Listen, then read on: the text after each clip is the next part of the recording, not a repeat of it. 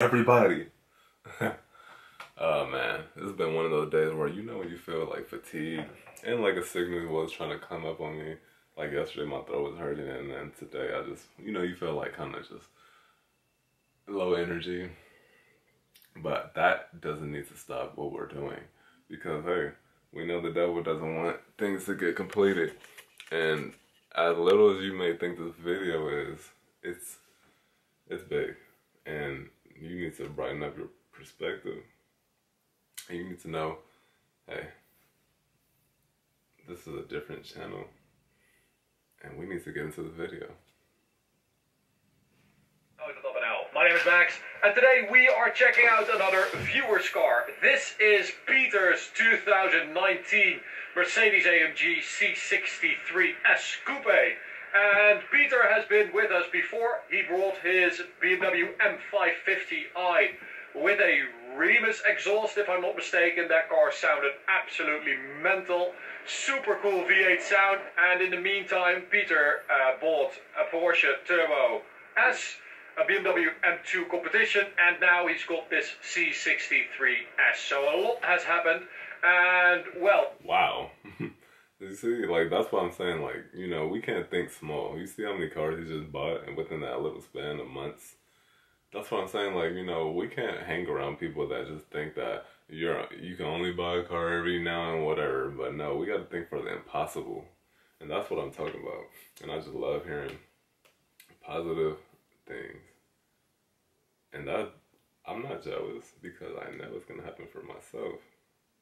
And I respect that. Now let's look at the back.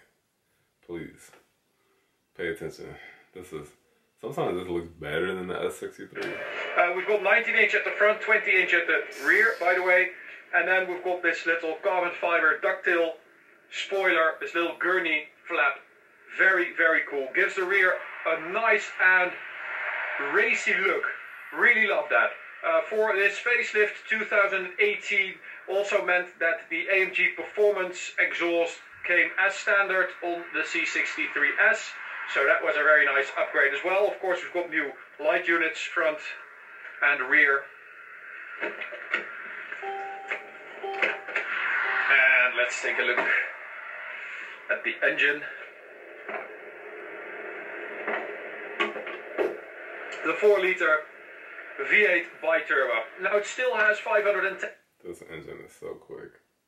Even in the G-Wagon, I feel like people underestimate it. A 4-liter, that is just, it's different. 10 horsepower, 700 newton meters, just like the pre-facelift, but it is now linked to a new gearbox, the 9G Tronic, so 9-speed gearbox instead of the 7-speed it had before. And this really was the Achilles heel of this car. The gearbox really was... That's what you love, a 9-10 speed gearbox. I mean, at that point, you really feel like you're beating anybody. I already know this interior looks, I'm sorry. Let's get to the driving. Because that interior is on pretty much all of them. Oh, we got damn. I gotta love a V8. Doors unlocked. Look I at think that. my tires were a little bit dirty there. Steering wheel's crazy. How it usually goes. Alright, so as I said, the 9-speed gearbox is such an improvement. Still, it's not the best gearbox out there, I have to say. It's not as good as the ZF 8-speed, for instance, but I have to say, reaction to the pedal, pretty decent, upshifts fairly quick, and just altogether a massive improvement over that 7-speed, which was sluggish, didn't really respond to your commands the way you would want. See, that's something great to know for me. I love the old ones too. That 7-speed, I didn't understand. I didn't know there was a difference of 7-speed and 9-speed in the 2019. I for sure want this one then, because this is a big factor. A high gearbox that can take all this power. That's big. to the way you would want it to, and it really was the weak point of the car, because for a long time I think the C63 was the most enjoyable car to drive in this segment because of its V8, and the other ones all had 6 cylinders. So I think the gearbox really let it down in that aspect, and I think this 9-speed, it kind of fixes that. Alrighty, little sound check. Damn, this response is amazing. But he knows cars more. It just loses traction. Yeah, little rev limiter there, which I still don't like. The AMG rev limiter, you can't hear it. Yeah. So it takes a second. It just, the sound just disappears basically, instead of it, you know, blipping off the limiter. So you, for like half a second. Yeah, we don't like the rev limiter.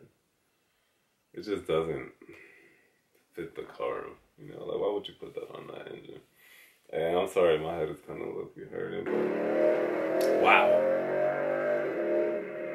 Now that's what you need to be doing.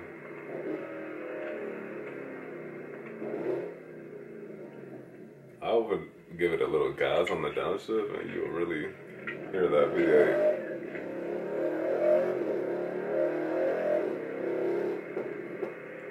Still really likes to waggle it still. Yeah, I noticed that. It loses traction. It's such a cool car, this. It's so hard for me to choose between like that and of course an M4. I'm gonna get an M2, but I just don't compare that with this based on size. But the M2 is quick. I don't see really much anybody beating an M2 really that easy. It takes a high powered car, and this probably really would with some tuning on it, but that's a good question. Would this be an M2 stock for stock? That's a good question.